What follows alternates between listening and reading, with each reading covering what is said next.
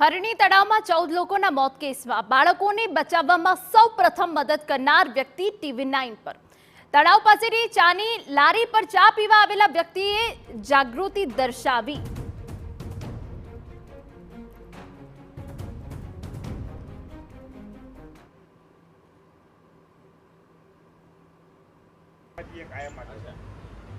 તો લોકોની જાગૃતિથી બાળકોના જીવ બચ્યા। ચા પીવા આવેલા વ્યક્તિએ માનવતા દેખાડી અને તરત બાળકોને કેવી રીતે કેવા પ્રયત્નથી બચાવી શકાય તેમાં વ્યક્તિ લાગી ગયા હતા અને સૌપ્રથમ મદદ કરનારી વ્યક્તિ TV9 સાથે પણ વાતચીત કરી હતી। બાળકોને બચાવવા માટે સૌથી મહત્વપૂર્ણ ભાગ તેમને પહેલા ભજવ્યો હતો અને આ વ્યક્તિ જે ચા પીવા આવ્યા હતા અને તેમની જાગૃતિ દર્શાવી માનવતા દેખાડી અને તાત્કાલિક જેટલા બાળકોને થઈ શકે એટલા બાળકોને તેમને બહાર કાઢ્યા હતા। પ્રત્યક્ષદર્શી કહી શકાય સમગ્ર જે ઘટના બની ત્યારે કેવા દ્રશ્યો સર્જાયા હતા, કેટલા ગોજારા એ દ્રશ્યો હતા એ આ વ્યક્તિએ આંખે જોયા છે।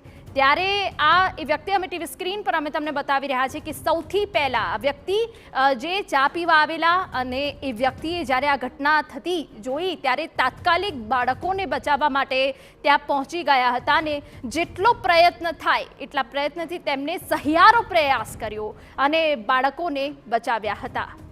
ત્યારે એ દ્રશ્યો અમે તમને બતાવી રહ્યા છે કે જ્યાં કેવી રીતે જે 12 બાળકો છે તેમની જિંદગી છીનવાઈ ગઈ અને ત્યાં આ વ્યક્તિ હાજર હતા।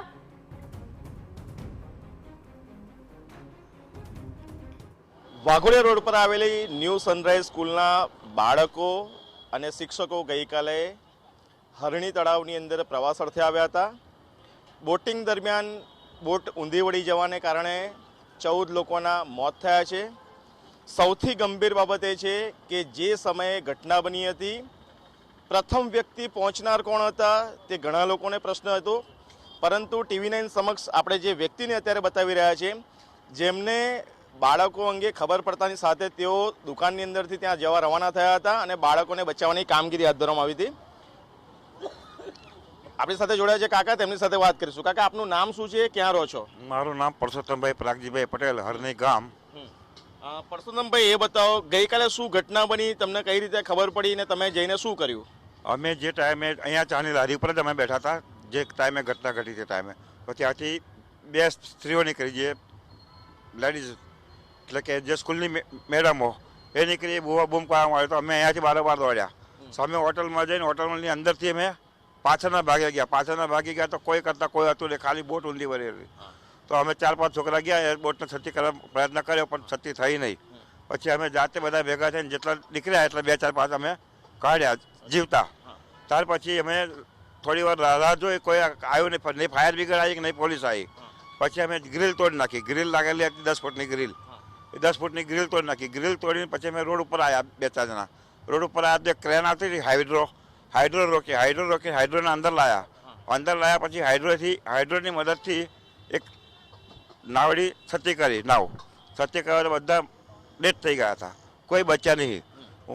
તે ટાઈમે ફાયર બ્રિગેડ આવતા ત્યાર પછી ક્યારે આવ્યું, ફાયર બ્રિગેડ આવીને પછી બધા નહારા મળ્યા પોલીસવાળા અને ફાયર બ્રિગેડવાળા મદદ લાગ્યા, તે ટાઈમે બધા ડેથ થઈ ગયા હતા। આટલું મોટું કાકા તળાવ છે તો કઈ જગ્યાએ બોટ ઊંધી પડી ગઈ? કિનારે ઊંધી પડી ગયેલી? દરિયા કિનારે, બિલકુલ તળાવની કિનારે, બિલકુલ તળાવની કિનારે સામેની સાઈડ ઉપર જે પેટ્રોલ પંપ છે એ સાઈડ ઉપર એક ખૂણા ઉપર ઊંધી વળી ગઈ હતી। તમે લોકો જ્યારે અંદર ગયા તો કેટલા લોકોને તરતા આવડતું હતું, કેટલા લોકોએ અંદર પાણીમાં પડતું મૂકેલું? હતા એમાંથી 4-5 જણા તરવાવાળા હતા, એ અંદર પડ્યા હતા જ અને એમને જે 4-5 છોકરાને બચાયા, બાકી બધા બોટની નીચે દબાઈ ગયા હતા એટલે નીકળ્યા નહીં। એ બોટ એવી ફસાઈ ગઈ હતી કે હાઇડ્રો વગર નીકળી નહીં। કયા પ્રકારના દ્રશ્યો હતા? જે બાળકો અંદર ચીચેરો પાડતા હતા, શું થતું હતું? ત્યારે પછી બહાર કાઢ્યા પછી બધા બૂમ કરતા હતા, બાળકો તો ચીચેરો કરે એવું હતું જ નહીં, બધા ઓફ થઈ ગયા હતા। તો પછી પણ ત્યાર પછી જે બધા પબ્લિક બધી ભેગી થઈ હતી, પબ્લિક બૂમ કરવામાં આવી હતી। ત્યાર પછી પોલીસ આવી, પોલીસ બધાને બગાડવા મળ્યા। હવે એમાં મેન છે જે કોન્ટ્રાક્ટર છે, એ કોન્ટ્રાક્ટરની ભૂલ છે। કોન્ટ્રાક્ટરે એનો એક એજન્ટ રાખેલો છે કે વડોદરામાં જેટલી સ્કૂલો હોય એ સ્કૂલોમાં જઈને દરેક સ્કૂલને આમંત્રણ આપે, એમાં એનું કમિશનથી આમંત્રણ આપીને દરેકને અહીંયા બોલાવતો હતો। રોજની 4-5 ગાડી આવતી હતી લક્ઝરી, ગઈકાલે ખાલી 2 લક્ઝરી આવી। કોન્ટ્રાક્ટરનું નામ શું છે, એજન્ટનું? પરેશ ને પરેશભાઈ અચ્છા, પરેશભાઈ શાહ. હા. પછી શું થયું? છોકરા પરેશ- તમે બહાર કાઢ્યા પછી શું થયું? બહાર કાઢ્યા પછી એમ્બ્યુલન્સમાં ફટાફટ મોકલ્યા. જેટલા 108 ને કોણે ફોન કરેલો? 108ને તો બીજા કોઈ ભાઈએ ફોન કર્યો તો અમે નહોતો કર્યો. બીજા કોઈ ભાઈએ ફોન કર્યો તો અમે તો કાઢવામાં પડી ગયા હતા. હા. તો બીજા કેવું જોવા મળેલા દ્રશ્યો કેવા હતા ત્યાં? દ્રશ્યો એટલે બધા ખતરનાક દ્રશ્યો હતા. જોવાય ના એવા દ્રશ્યો હતા. જેના મા બાપ ને વાલીઓ બધા આવી ગયા હતા. એ બૂમા બૂમને રડારડ કરતા હતા.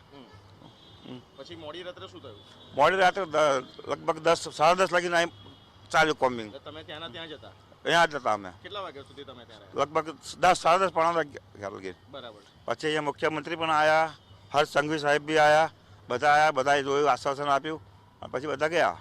આ હતા પ્રત્યક્ષદર્શી. તેમના જે ગઈકાલે જે ઘટના બની હતી તેમણે જે દ્રશ્યો જોયા, બાળકોને બચાવવા માટેના તેમના જે પ્રયાસો હતા તે અભિનંદનને પાત્ર છે. ઘણા નાગરિકો આ પ્રકારની જ્યારે ઘટનાઓ બનતી હોય છે ત્યારે ઘટના સ્થળેથી દૂર ભાગતા હોય છે, પરંતુ પરસોત્તમભાઈ જેવા જે નાગરિકો છે જે માનવ લોકોની સહાય આવે છે. કેમેરા પર્સન ઇમરાન શેખ સાથે ધર્મેન્દ્ર કપાસી, TV9.